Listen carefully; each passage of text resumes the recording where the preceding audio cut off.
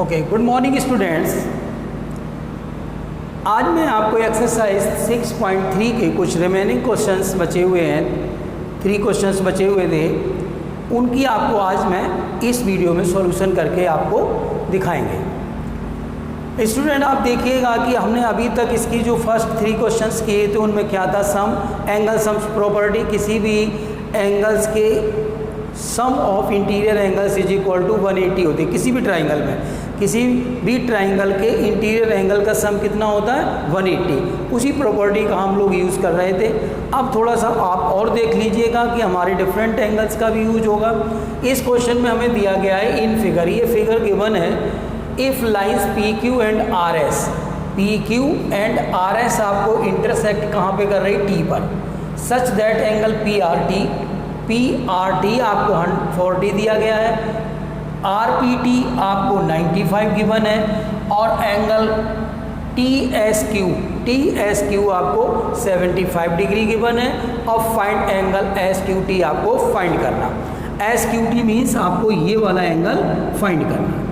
अब आप ध्यान से देखना इस बात को कि मैंने अभी आपको यही बात बोली थी कि एंगल सम प्रॉपर्टी का हम यूज करते हैं। इसमें हमें किसी भी ट्राइंगल के अगर 2 एंगल फाइंड आउट हैं तो हम निश्चित रूप से थर्ड एंगल को फाइंड आउट कर लेते हैं। लेकिन अब आप यहाँ पे देखिए, यहाँ पे अभी हमें इस एंगल में जिसका मुझे ये एंगल तो फाइंड आउट करना, और केवल मुझे एक ही एंगल इसका मालूम है। अगर ये दोनों एंगल पता होते तो हम इसको फाइंड आउट ईजिली कर सकते हैं, लेकिन इसने क्या किया कि इसको फाइंड आउट करना है, ये आपको गिवन है, तो ये जब तक ये आपको फाइंड आउट नहीं होगा तब तक आप इसको नहीं फाइंड आउट कर सकते हैं। तो इसके लिए अब मेरा टारगेट कहाँ पे होना चाहिए, क्या मेरा मोटिव होना चाहिए कि एंगल मुझे ये फाइंड आउट पहले ही करना पड़ेगा।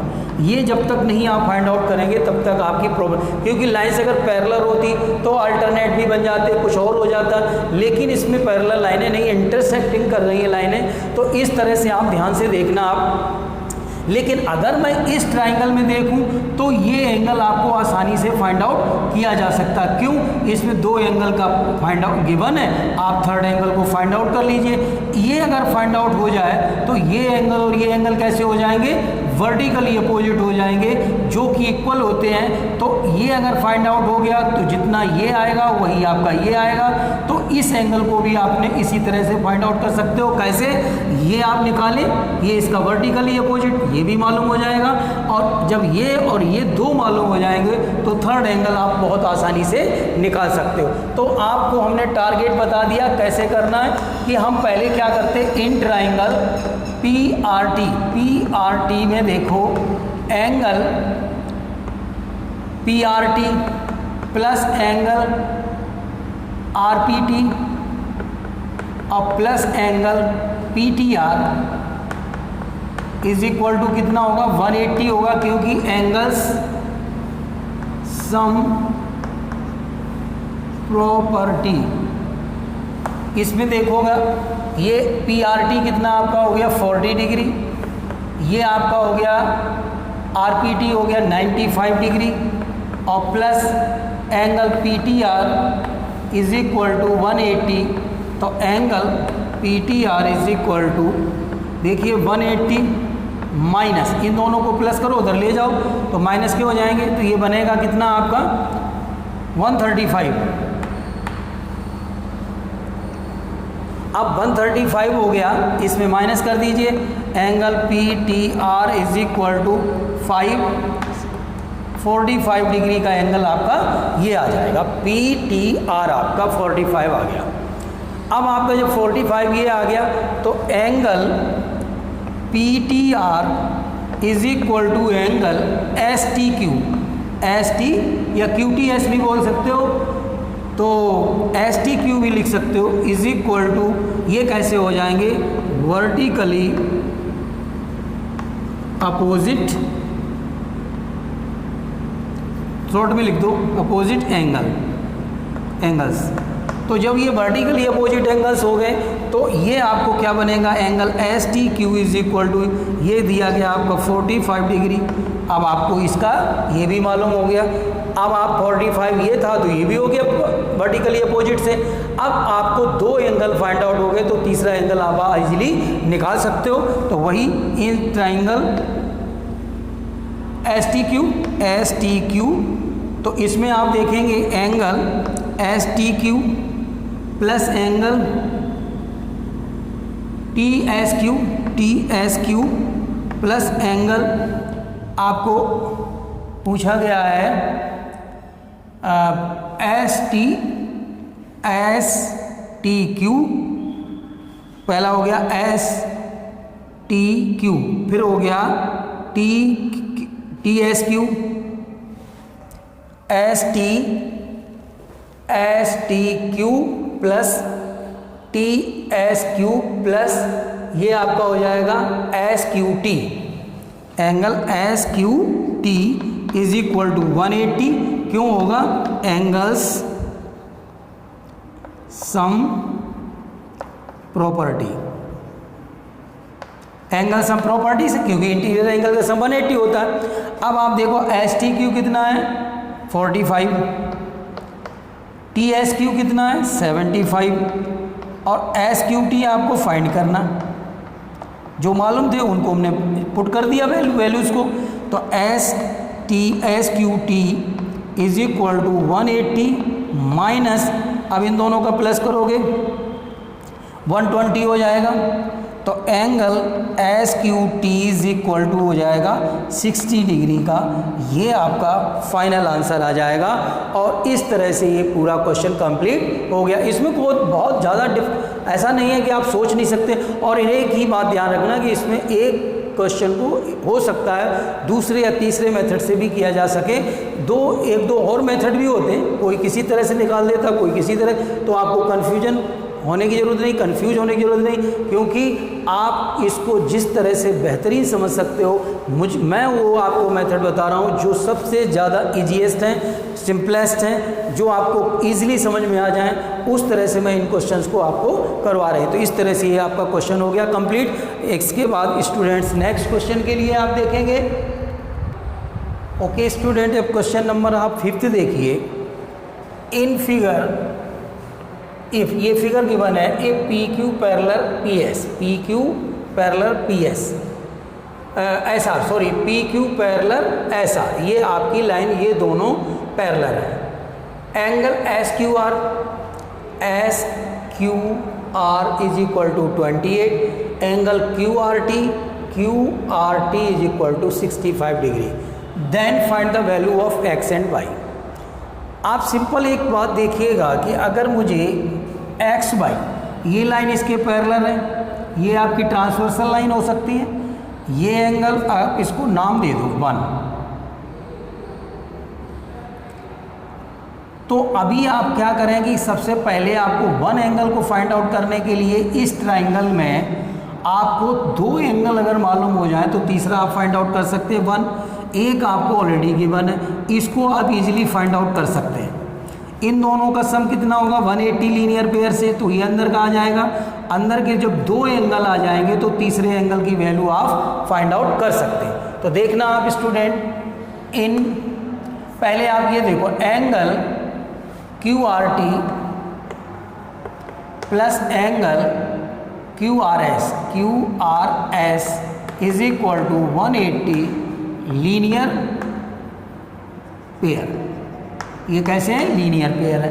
तो जब लीनियर पेयर, ये आपको दे रखा है 65 प्लस एंगल क्यू आर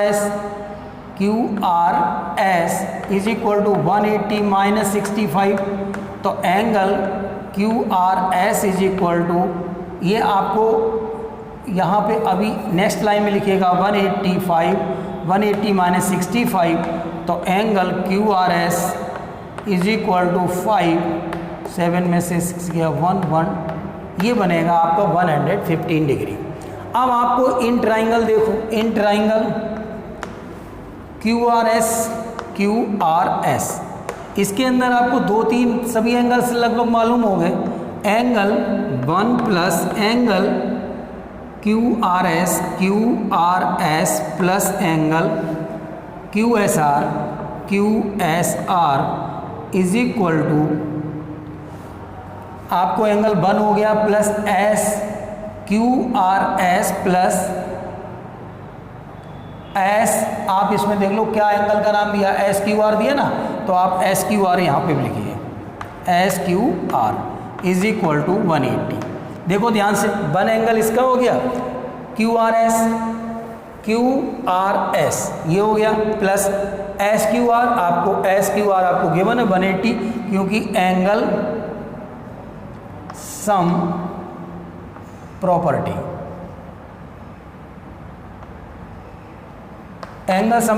से अब angle 1 plus Q R S क्या हो जाएगा, Q R S is equal to हमें 115 डिग्री प्लस ये आपको कितना दे रखा 28 degree is equal to 180।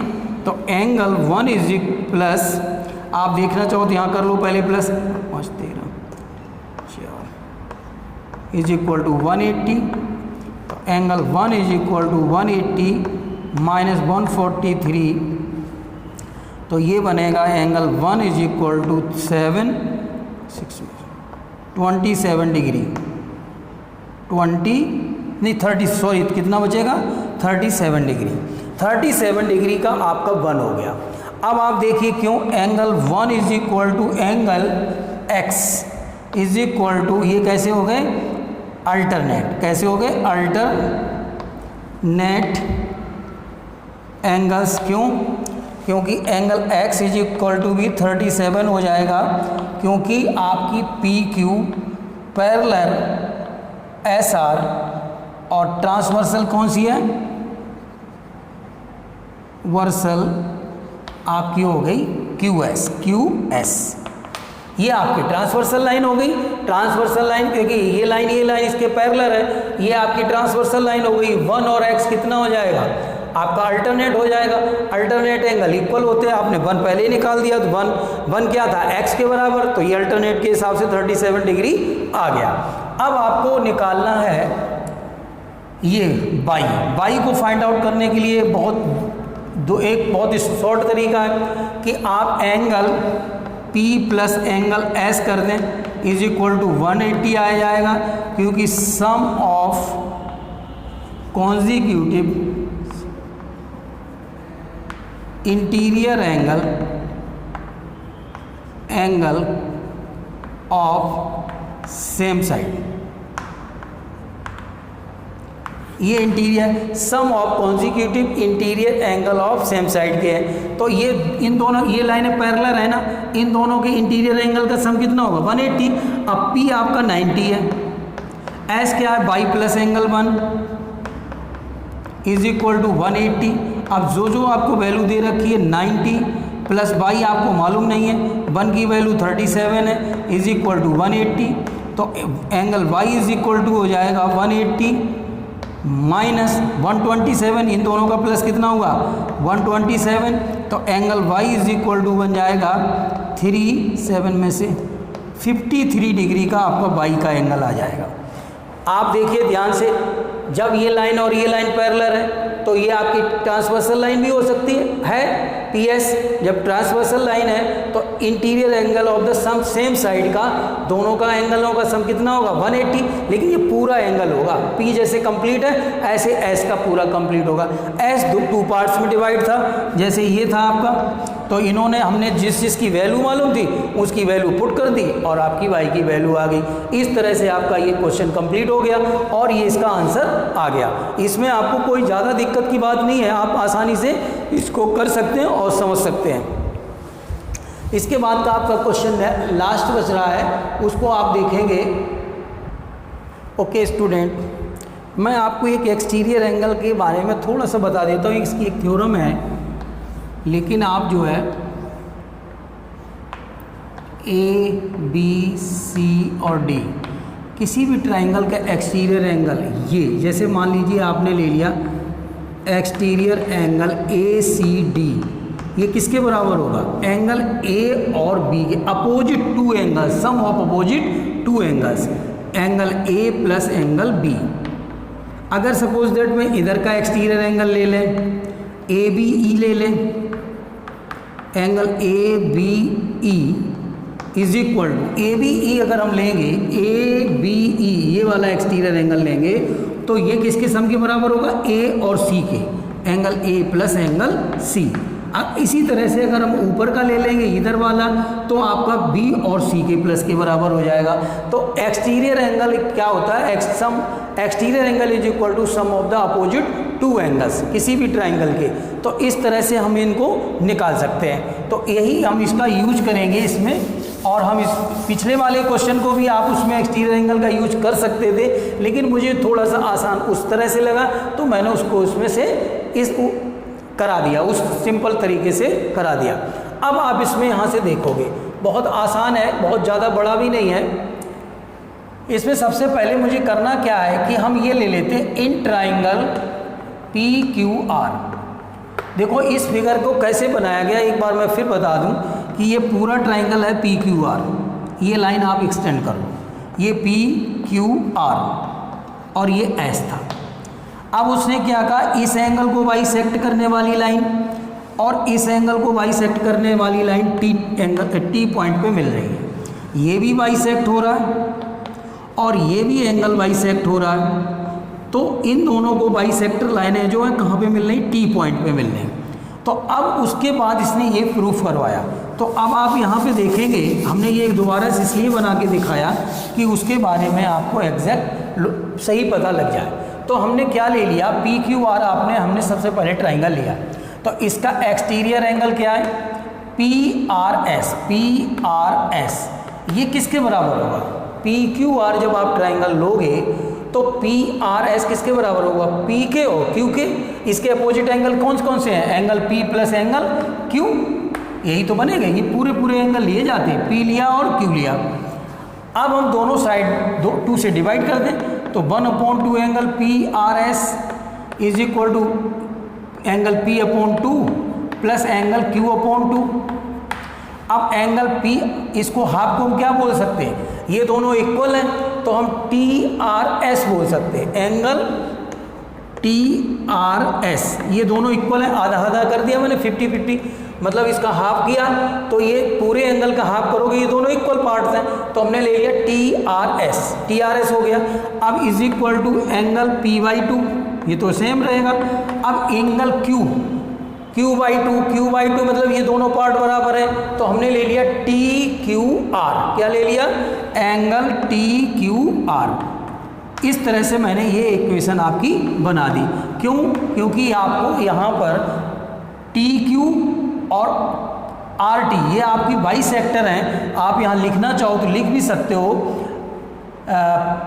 QT या TQ and TR are the bisector of angle TQ आपको कर रही है Q and angle R respectively. आपको इस तरह से ये कर रही है, इसलिए मैंने इसको लिख दिया। अब आप आ जाइए ट्राइंगल TQR में ले लें या अब आप ट्राइंगल ले लो TQR। कौन सा ट्राइंगल लेंगे, इन ट्राइंगल TQR। ध्यान से देखना आप, TQR आपने लिया, इसका एक्सटीरियर क्या बनेगा, TRS। क्या बनेगा, एक्सटीरियर बनेगा एंगल TRS। ये किसके बराबर होगा, एंगल T प्लस एंगल, इसको हम बोलते हैं कि TQR। क्या बोलेंगे, TQR। देखो आप ध्यान से देखना, इस वाले ट्राइंगल को जब मैंने लिया TQR को लिया तो इसका एक्सटीरियर इतना बनेगा TQR का। ये हमने TRS पहले ही लिख दिया। ये किसके बराबर होगा, T, इसके अपोजिट 2 एंगल्स, T और प्लस इतना, क्योंकि इतने ही तो एंगल है आपका, तो इस एंगल का नाम है TQR। अब देखिए इक्वेशन सेकंड हो गई। अब from equation first and second, अब आप देखोगे फर्स्ट सेकंड का लेफ्ट इक्वल है तो राइट भी इक्वल होगा। तो लेफ्ट जब इक्वल हो गया तो राइट भी इक्वल हो गया होगा। तो हम देखेंगे एंगल, यहाँ से लिख दो, angle T plus angle TQR is equal to angle P/2 plus angle TQR। अब TQR और TQR दोनों तरफ है, ये इधर लाओगे माइनस का कट जाएगा। तो एंगल T को हम क्या लिख सकते हैं, QTR भी लिख सकते हैं, angle QTR is equal to 1/2 है। P को क्या लिख सकते हैं, P एंगल को हम लिख सकते हैं QPR, एंगल QPR। इस तरह से ये आपका कंप्लीट सॉल्व हो गया, आंसर आ गया।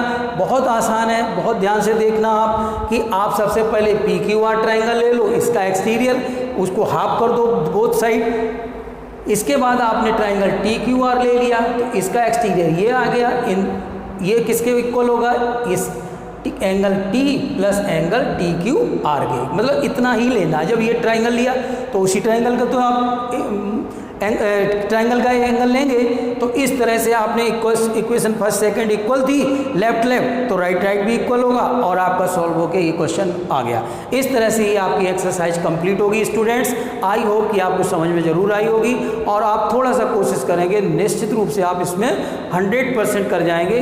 और आप करें ही, मैं ये आपको कह रहा हूँ कि आप इसको ज़रूर करें, क्योंकि इसमें बहुत धीरे धीरे आसानी से क्वेश्चंस को समझाया गया है और आपको आई होप निश्चित समझ में आया होगा। और एक बार और रिपीट करोगे तो और ज़्यादा आएगा। इस तरह से ये एक्सरसाइज फिनिश हो गई। Okay, thank you students.